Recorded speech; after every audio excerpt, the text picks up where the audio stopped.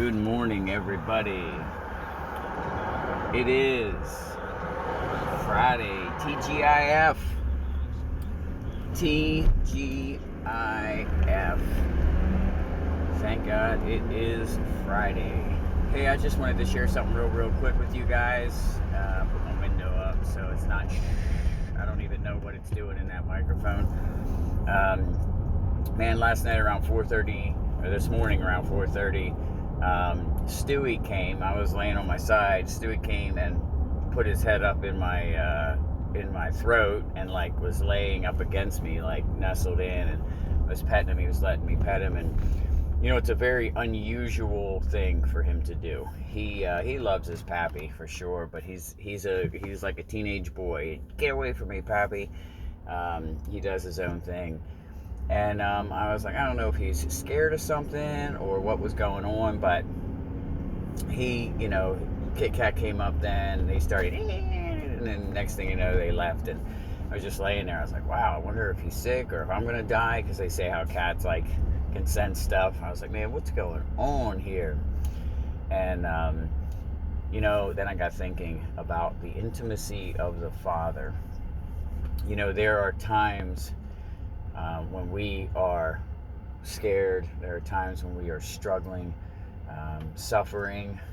There are times when we have just had it for the day, or even for the week, or for the month, or even for the year, or sometimes in life. We have just had it. I don't care if you're a believer or not. I get there's hope. There's all kinds of stuff like that. There's hope in Christ, but the reality is we live in clay pots.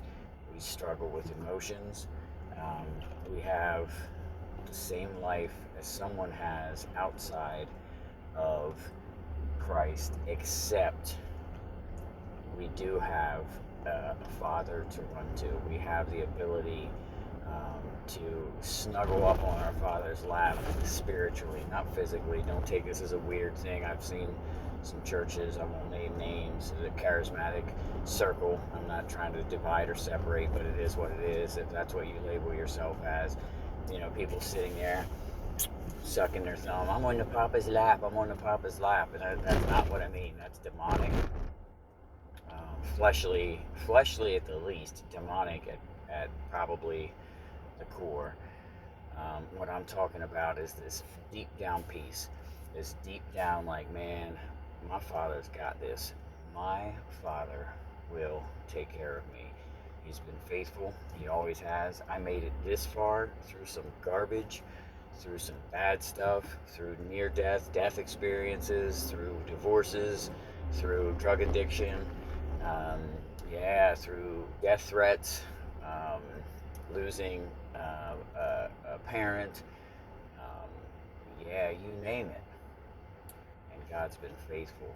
So there's a time when we can run to the Father. How do you do that? How do we run to the Father? Well, the first thing we have to do is get rid of plan B, C, D, E, and F. Can't have any other plans. Plan A is God will provide, or God will be there for me. He will be faithful. Abraham, it just came to me, Abraham and Isaac taking him up there, up to the mountain, to present a sacrifice to God.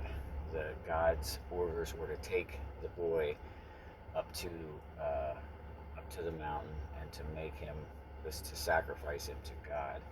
Abraham went through with it, just knowing that no matter what, God would be faithful to his promise to him, and just be faithful to him, because that's what our Father does, and that's who he is. He is faithful. Of course, we know how that story ends. There's a ram stuck in the thicket. An angel stops Abraham from killing his son. God provides the ram, which is the foreshadow and the example of Christ. I had the teaching about it before. Jehovah Jireh. God is the provider, meaning he will provide a sacrifice. That's for Christ, one and only. That's it. That's what he means. So God is always faithful. And I was thinking about that this morning. I was like, well, come here, Stewie. Sit here. No, I don't want to. He goes running off and stuff. So I was like, okay, so I'm obviously not dying. He's not dying. It was just one of those moments I got to share with him. And go ahead. Yeah, it's so crazy how people don't know how to drive around this place. I'm just kidding. But God is faithful. And here's the deal: apart from God, we have no other deep intimacy like that. We can try sex and drugs and relationships, but we know how that ends. I don't think there's anybody um, with a good successful rate in those things because they're not designed. We cannot fill the gap that God has created to worship Him, that loving father child relationship, with anything else. Even our earthly parents cannot fill that. All right, guys, TGIF, that's my story. That's my sharing this morning. Hopefully, you know what I'm talking about. If you don't, say, Lord, here I am. I got no other plan. I'm going to trust you. Let me know how that goes. See ya.